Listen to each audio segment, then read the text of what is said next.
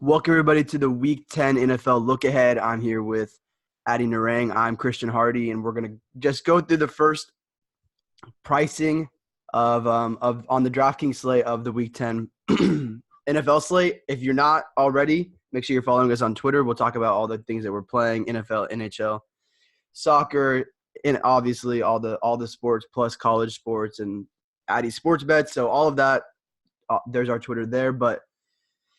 We've got to announce the winner of the contest as well, which we didn't do a Monday Night Showdown preview because the Tennessee and Dallas game was real gross. Like, we pulled it up last night, me and Taylor, and we just looked at it and we were like, how do you even make a team that you love? And obviously we're going to have a team that we like, that we think is optimal tonight still. We'll figure something out. But we were like, I don't really feel like giving advice on this gross slate. So basically we're just going to announce the winner here instead. So Adi found a commenter to give. Yes. Yeah, so the winner of this week's giveaway is Anthony Jacobellis. He left a really cool comment letting us know about a place to find percentage of money that comes in on bets, and he just said it would be a dangerous stat in your guy's hand. And so that seemed like a positive comment, constructive comment, something that betters us and betters the community. So I like it. For sure. Yeah, if you hear this, Anthony, just DM us on Twitter at Locks DFS and we'll get you set up with the free pass. Just let us know what you want. All right, let's go ahead and get into this because we got to get to this. I got to get to this EPL showdown here soon. I had the odds pulled up here just looking at the Week 10. Does anything stand out to you looking at just the game odds, like from the top?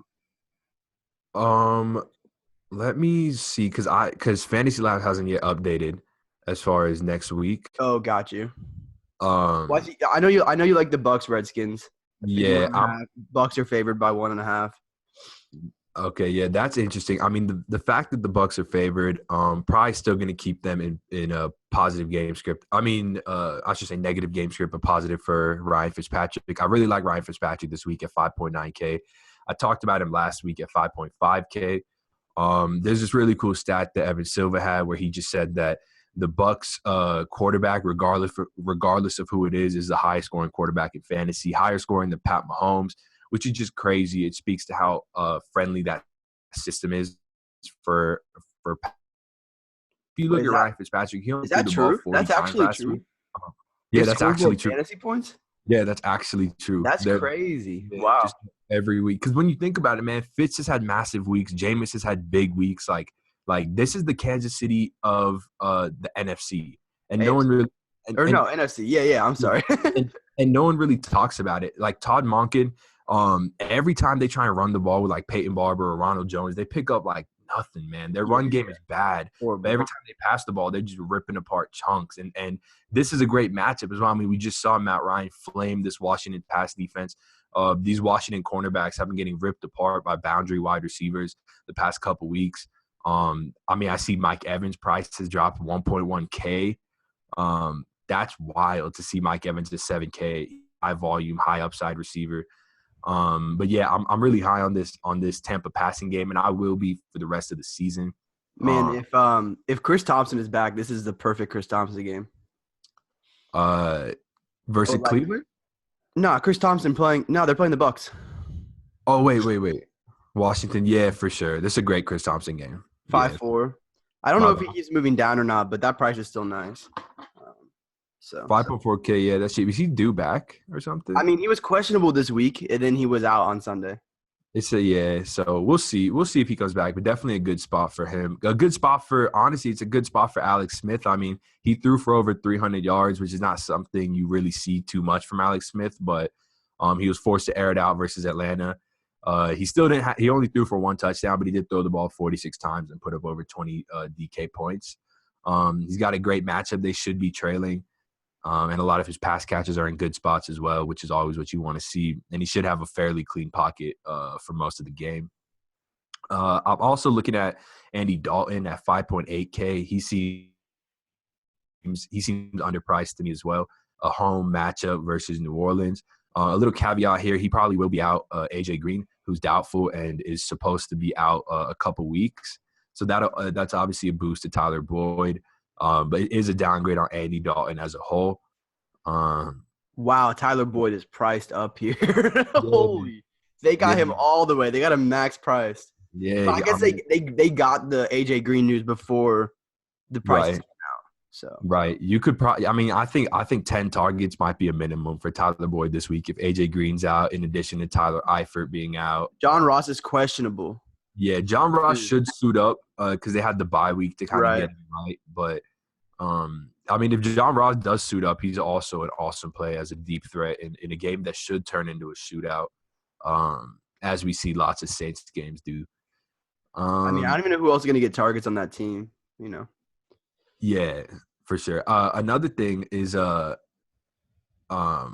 wait, hold up. You said targets on what team? My bad. On the Bengals. Like, who else, like, other than Boyd? Yeah. Like, Ross will be there. Uzoma, I guess, could take some.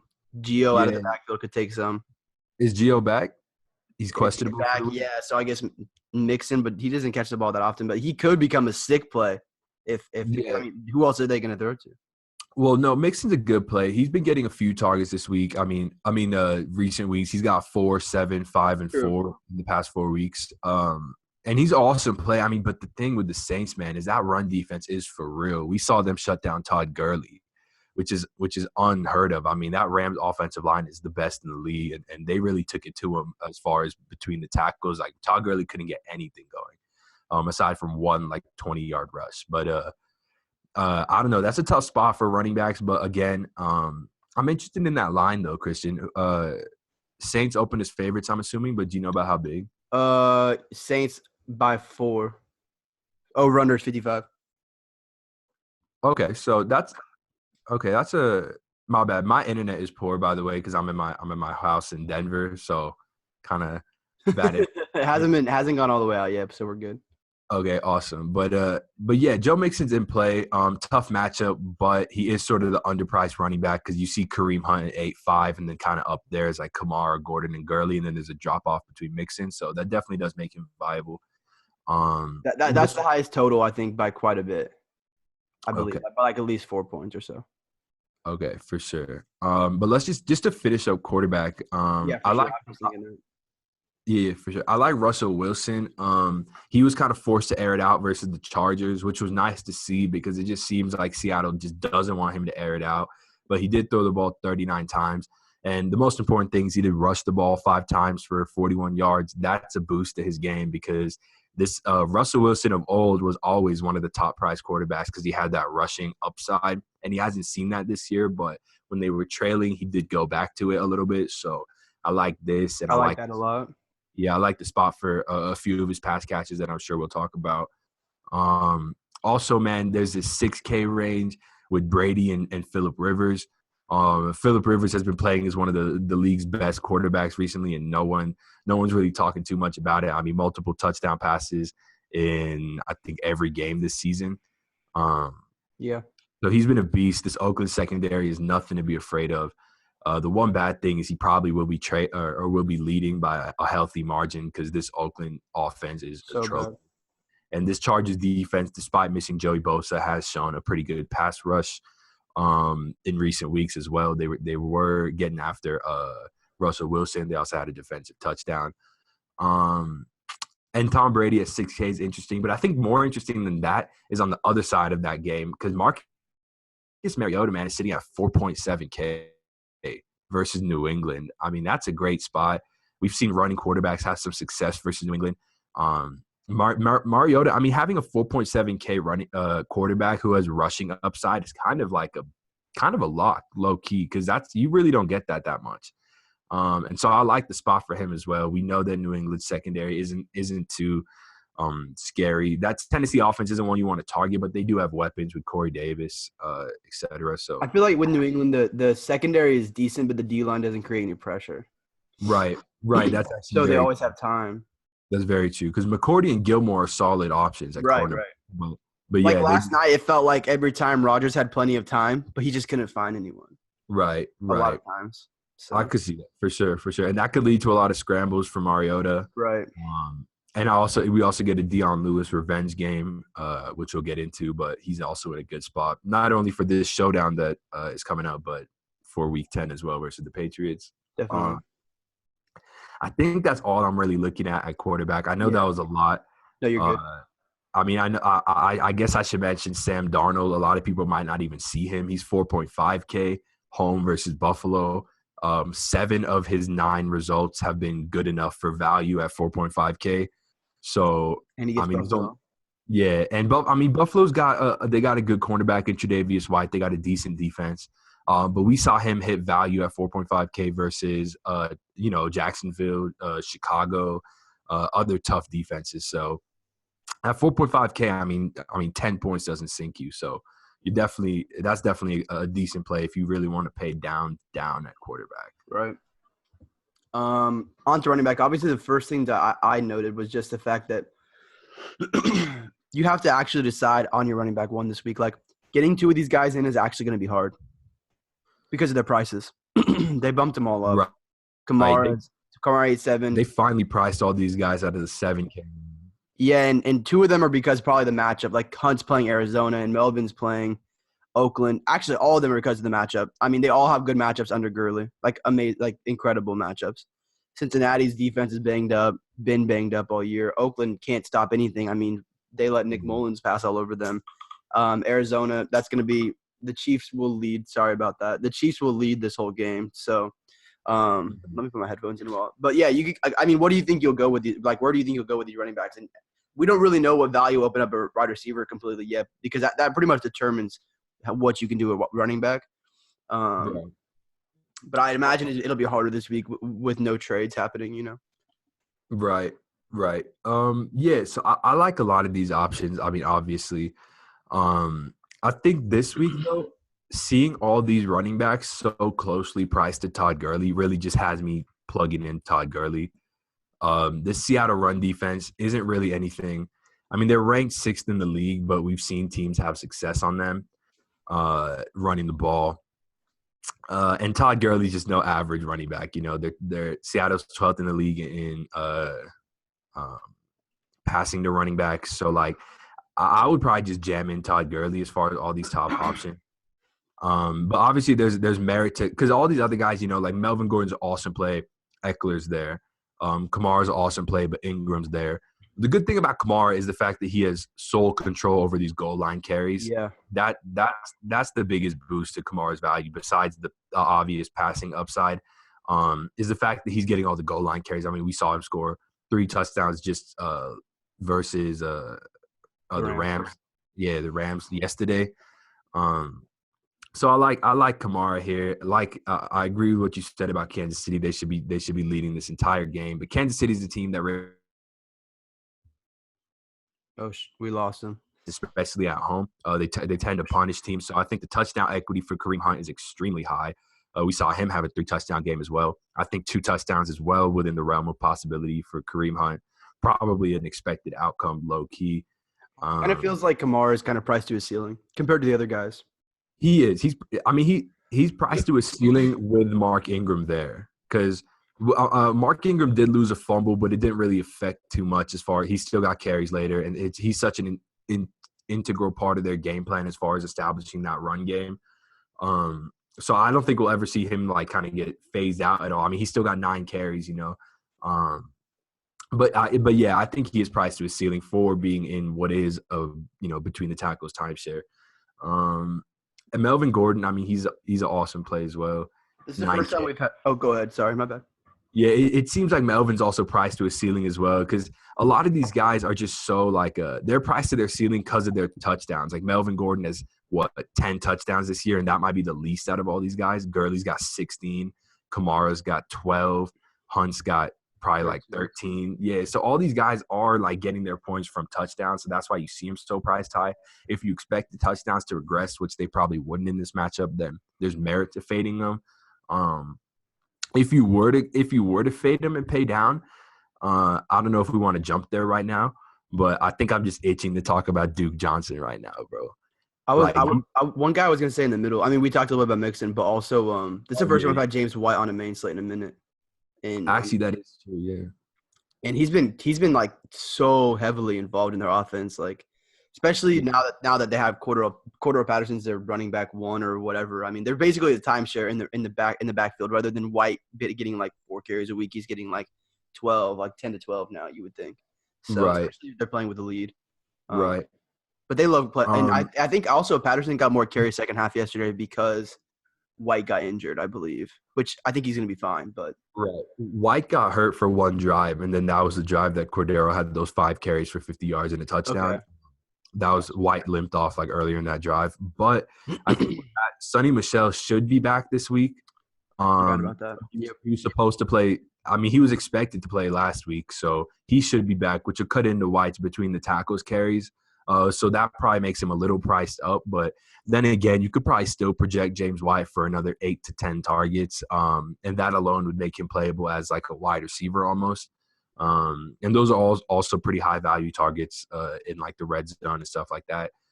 So he is in play, but I probably won't go there. Yeah, if Michelle is back, it's like he's way too priced up for sure. Yeah, exactly. But yeah, Duke Johnson. And then right above him, there's another one I like. But go ahead, talk about Duke Johnson. I know why already. So I mean, new coach got him involved. Hugh Jackson, Todd Haley, for whatever reason, refused to use Duke Johnson, how Duke Johnson should be used, or really at all. And you see the minute. I mean, after Week 8 versus Pittsburgh, Christian has it pulled up. That's when Jackson and Haley got fired. The next week, 9 targets, 9 receptions, 2 touchdowns. Now he just so happens to step into the best matchup versus pass-catching running backs. It's been the best matchup versus pass-catching running backs for the past couple of years. We always talk about how Atlanta likes to funnel targets to the middle of the field. They lead the league in pass attempts per game to the running back position. So it's going to be – and Cleveland, even though they're at home, they should be trailing. And so I'm very high on Duke Johnson here. I just think he could end up being the chalk as well, most likely. The price is really nice for sure. Yeah, the price is awesome, and the crazy thing is the price has risen, like 1.1K, and it's still an awesome price. Yeah, that's true. I forgot the first time I played Duke Johnson, he was way down there. He was like 3.6, man. Yeah. Hey, just don't play the guy. Wow, Mark Ingram is way down here. That's interesting. I mean, he's down there, but he's really just a 10 carry guy with no goal. And like maybe a catch, maybe a catch, yeah. Anyone else you see down here? I mean, yeah, there's a few other guys. I think Deion Lewis at 4.6K is extremely interesting. Wow. Yeah, that's a good price. I mean, you can easily project negative game script for Tennessee here. The fact that Lewis is really successful. I mean, he gets target counts when they're in negative game script. His target counts are like 6 minimum, and his snap counts always rise to like 70%. Like right, if they're in like I don't know. Usually you can see more of a 50-50 split in there for a game. If they're in a game like tonight, maybe against the Cowboys, it might be more 50-50. But in a game where they're playing the Patriots, there's going to be Deion on the field so much. For sure. And you got a pretty big revenge game narrative here, if you buy in on that, which I kind of do in this sense. Like, I do think they'll give Deion Lewis more opportunities to succeed than maybe usually. Even if that's, 10% more, it's still worth factoring in. I mean, we saw Demaryius Thomas kind of come out without knowing the offense. He had like 3 catches and 55 yards on like the first drive. So I think teams do kind of take notice of that. And so I like the price. I really do like the price on Deion Lewis. I know you mentioned one guy above him you wanted to talk, or you were looking at. Who is that? I like Jalen Richard right there. That's what I thought. Positive game script. I don't know. He didn't. I mean, that offense is pretty bad, but yeah. He'll be on the field. I believe quite a bit, and he was last game too. I'd be curious to see what the snaps were for that, but it seemed like he was on the field a lot to me in the second half. But also, Doug Martin was in and out of injury. Like, I don't know what was going on with that. He was. It's kind of a little bit of a shaky backfield. And I feel the same way about the guy above him, Aaron Jones, too. Like, Aaron Jones is talented. This probably should be great in this matchup. But, like, how much is he going to be on the field? Like, we don't really know. Right. Yeah. I mean, Aaron Jones, his price is great. Without Ty Montgomery, I was really high on Aaron Jones for the showdown slate. Without Tymo, I thought he was kind of guaranteed pass game usage. I knew he'd be splitting carries with Jamal Williams, but you did see his targets kind of rise a little bit to 4. He did get 14 carries, which was nice to see. He did lose a fumble, which a lot of people thought would kind of get him in the doghouse, but he came out the drive, not the next drive, because they've been splitting drives with Jones and Jamal Williams, but he came out the following drive, which is the one he should have played on. So looks like there's no punishment there. So he's still in play at 5K. The risk you run here is just Mike McCarthy being a bonehead. I mean, they had first and goal from the 3, first and goal from the 5, and they refused to run it with Aaron Jones. That doesn't really you feel like Aaron Jones, if he's got to score a touchdown, he's got to make it happen himself because his coach isn't really helping him out with that. I think Kenyon Drake is an interesting play at 5.1K.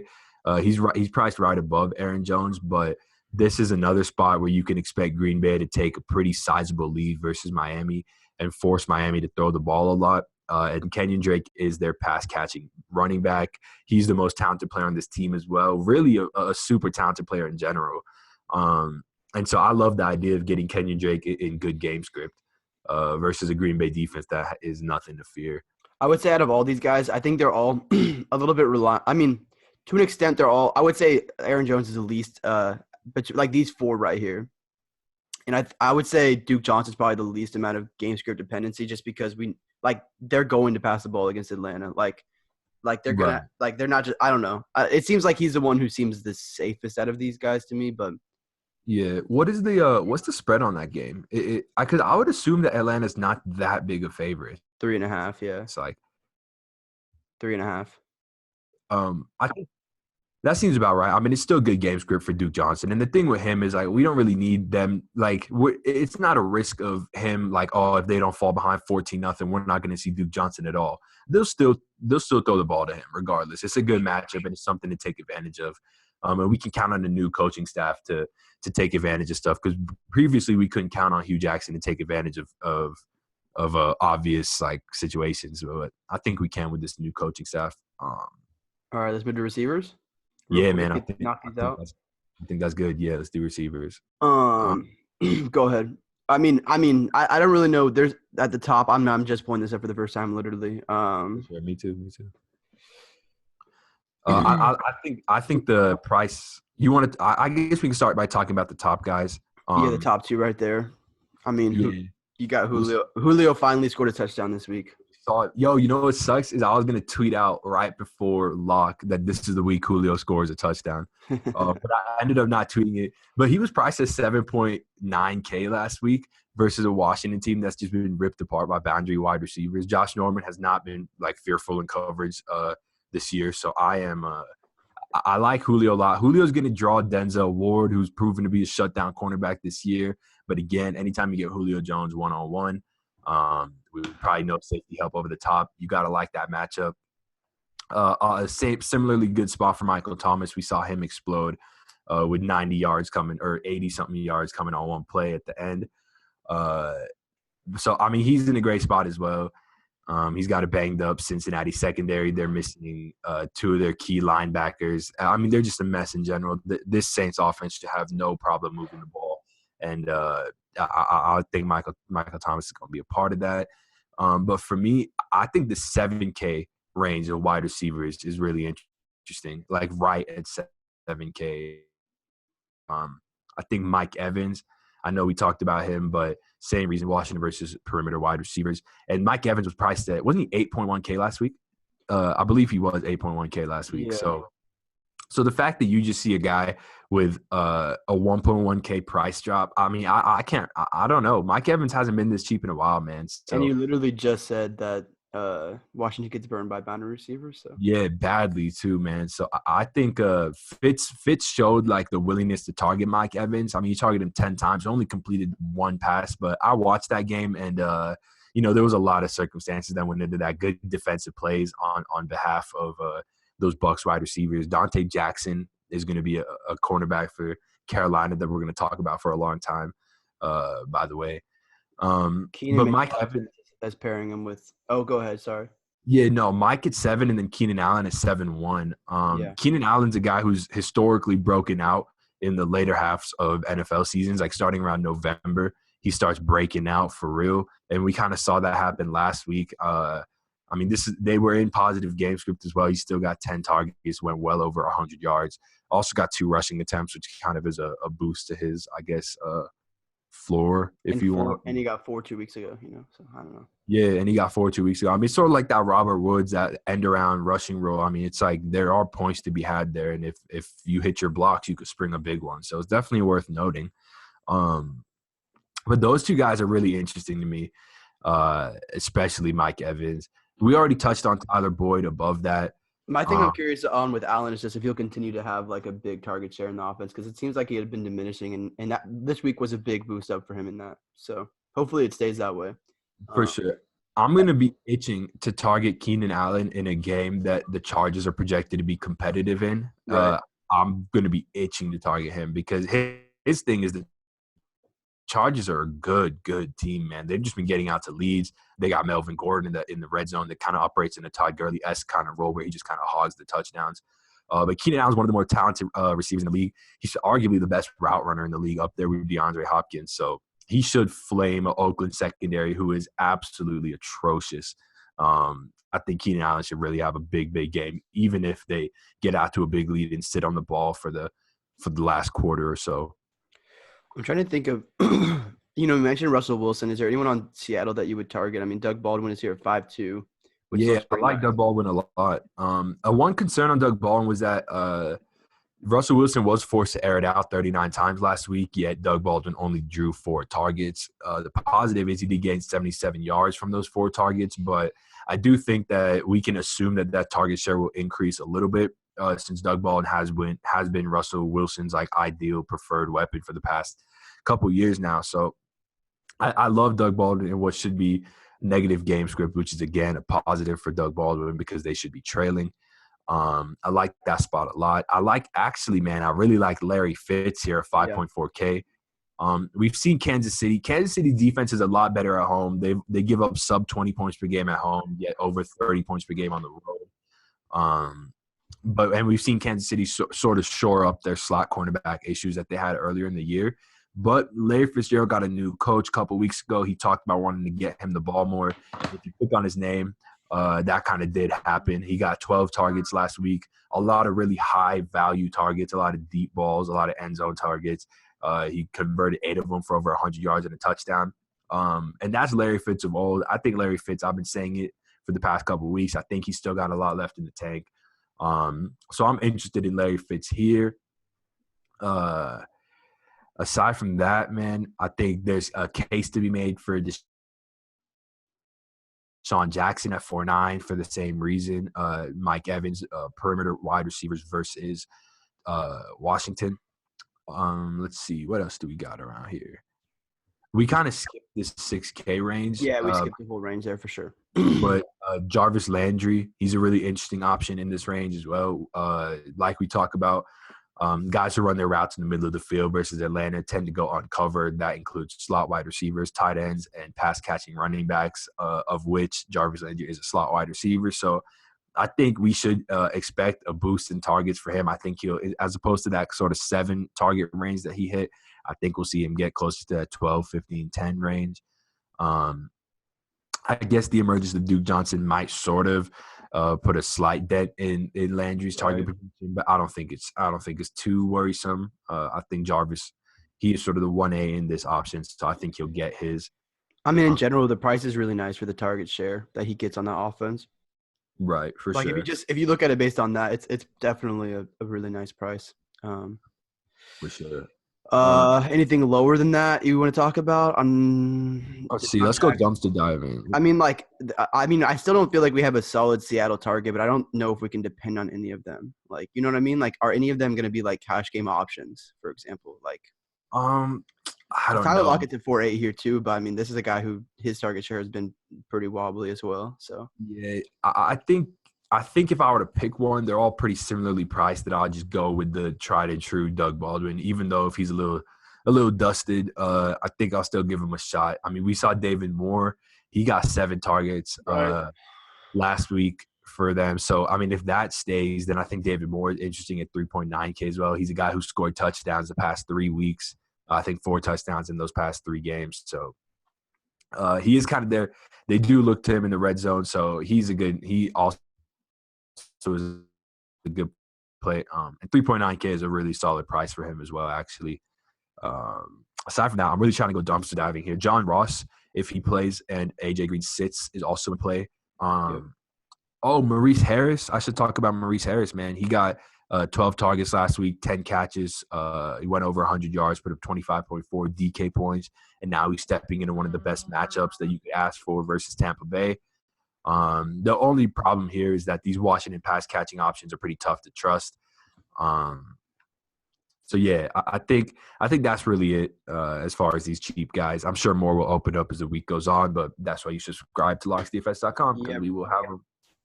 I would say receivers are the biggest thing to open up as a week go. This is like the first look is really just not going to give you a good idea of what we're doing at receiver at all. Like we really have no idea right now. It seems like the position that dictates the most, but at the same time, like the way you go at receiver dictates the rest of your lineup because there's so much good value at receiver compared to other positions, I guess. For sure. Let's just touch on tight ends real quick and then wrap it up. No doubt. Hopefully we can find some more in this mid-range. To me, when I was thinking about that Cincy game, I thought Uzoma maybe, but I don't know what kind of target share he's been getting. He got 4 targets, 0 catches versus Tampa Bay. Never mind. Gross. Uzoma's a guy I talked about on Adi's action. He's the kind of guy that where if he's wide open, they'll throw it to him, but they won't look his way. There's nothing in the playbook. They have this one play where it's kind of like that O.J. Howard thing where O.J. Howard scored 2 touchdowns, a little out for their tight end that Uzoma could get targets on in the red zone. But aside from that, I don't think there's much there. He seems like he's supposed to be blocked first in terms of as a player. I think you're pretty accurate in saying that.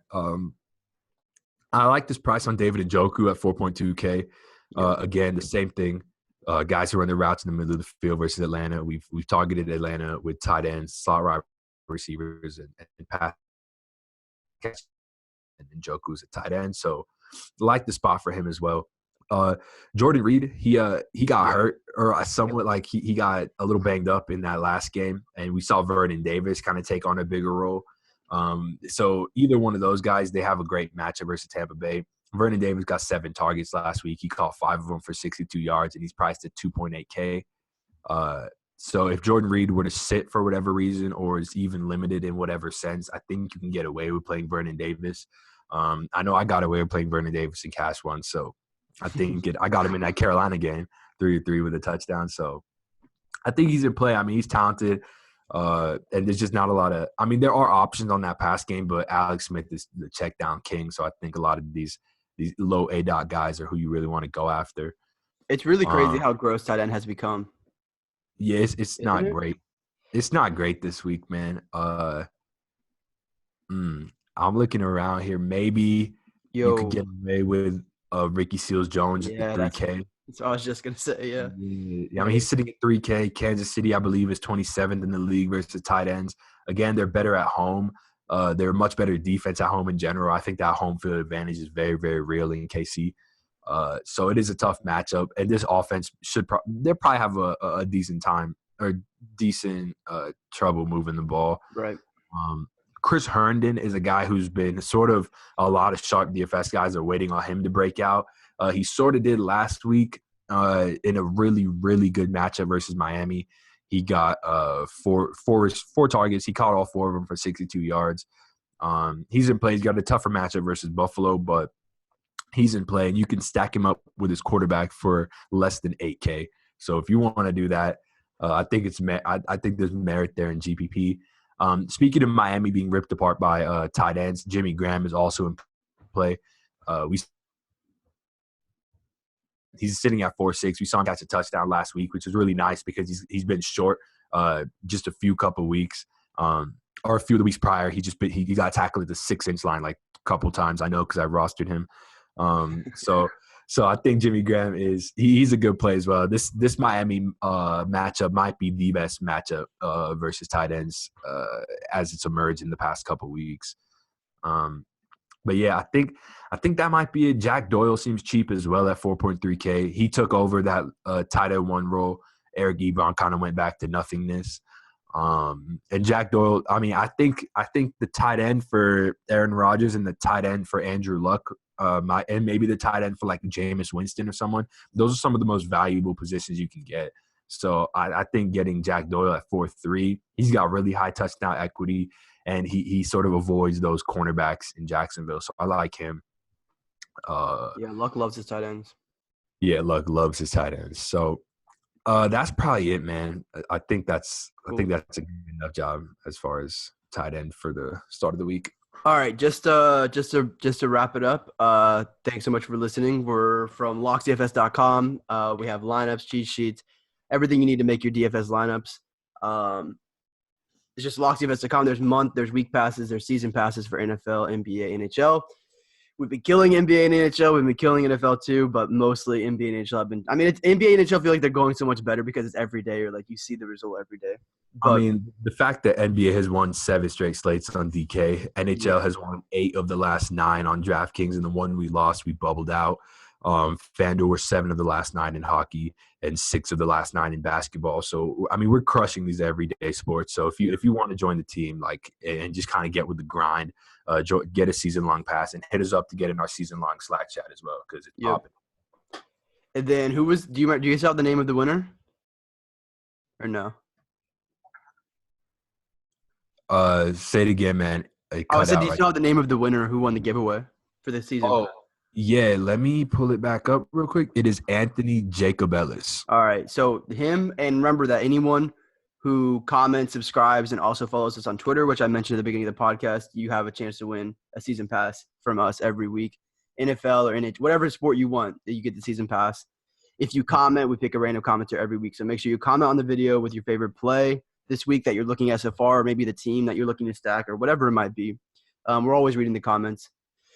With all that said, I'm going to go do some EPL research. So thank you guys so much for listening, and we'll be back later in the week for more NFL takes and all of that good stuff. So see you guys all then. Sounds good. Peace.